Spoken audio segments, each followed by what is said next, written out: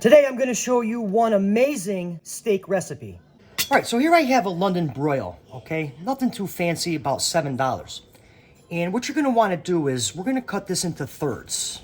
3 strips and 2.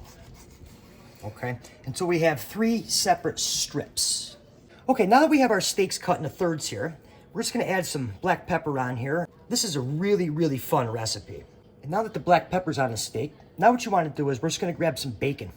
We're just going to drop some bacon on each slice of steak. Okay? And then fold these up here, just like that. Okay.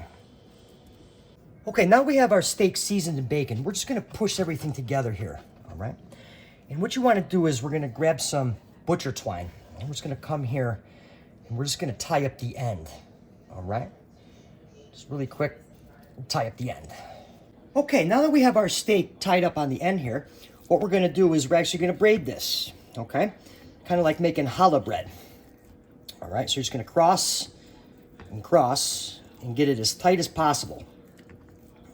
All right. And then right at the end here, once we have it braided up, we're just going to tie it up with some more twine. All right, so here's what I have going on here. What you want to do is grab your pan, cast iron or stainless steel, doesn't make a difference, and you want to have a cold pan, okay? And what we're going to do is we're going to take our braided steak, we're going to place it in the pan, bacon side down. We're going to turn the pan on and bring up the heat. If this pan was hot, with any type of oil or fat in it, the bacon would burn, okay?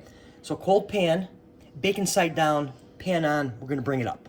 Okay, so our pan has warmed up, obviously. I have it on about a medium heat here. And this side of the bacon down has been going for about 3 to 4 minutes. So now what we're going to do is we're just going to give it a nice gentle flip. Right over here. We're going to sear the other side for about 3 to 4 minutes. All right, so after that time, what we want to do is we just want to grab our steak and we're going to sear the sides for a couple minutes. Okay, and now the other side. And now back to the bacon side up. Now if you're cooking the cast iron, I turn it way down low because we all know cast irons get nice and hot. So now I'm going to add some butter, garlic, some rosemary, a shot of oil. And now we're just going to give it a little baste. Man, the smell of rosemary is absolutely amazing. All right, little baste. Okay, so now what you want to do is you want to put this in a preheated oven, 400 degrees Fahrenheit, for about 6 to 8 minutes. All right, so our steak's done. I took it out of the oven, and it's resting off to the side. I just let my pan cool down a little bit. Now let's build up a nice little sauce for this. Same pan, everything in here. Now here I'm going to add some brandy. And this is optional. You don't have to add brandy. Now I'm going to add some beef stock, some heavy cream, and a heaping tablespoon of Dijon mustard. Now we're just going to incorporate this all together and bring it up to a simmer. It'll take a couple minutes. All right, now that our sauce is starting to come up to a simmer, I'm going to add some black pepper in here, some garlic. We're going to work that in there, get the garlic cooking. All right, so after a couple minutes, our sauce is right where we want it. And what we're going to do right now is we're going to take our steak and put it onto a plate. And now we'll grab a little bit of our pan sauce and just drizzle it over the top. And now some more pan sauce. Some fresh parsley.